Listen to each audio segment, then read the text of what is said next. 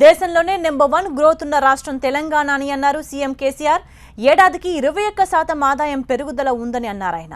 తెలంగాణలోని అన్ని వృత్తుల వారికి చేయూత ఇచ్చేందుకు పథకాలు సిద్ధం చేస్తున్నట్లు చెప్పారు ఆయన.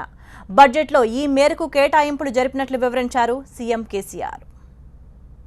ఏదైతే తెలంగాణ రాష్ట్రం కోసం జరిగిన ఉద్యమ సందర్భంలో మనం వాదించినమో అది 100% కరెక్ట్ అని తేలి ఇండియాలోనే నంబర్ 1 గ్రోత్ ఉన్నటువంటి స్టేట్గా మనం తయారైనాం. మొత్తం భారతదేశంలోనే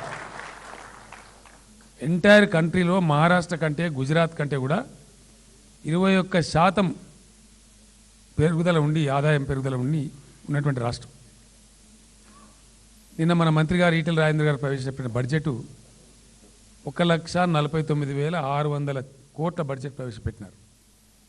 ఇది 2013-14లో మొత్తం 23 జిల్లాల ఆంధ్రప్రదేశ్ బడ్జెట్ కంటే ఎక్కువ. 23 జిల్లాల ఆంధ్రప్రదేశ్ బడ్జెట్ కూడా 1,45,000 కోట్లే ఉండే. దానికంటే ఇంకో 4,000 కోట్లు ఎక్కువ. అంటే మనం ఎంత అదృష్టవంతులు.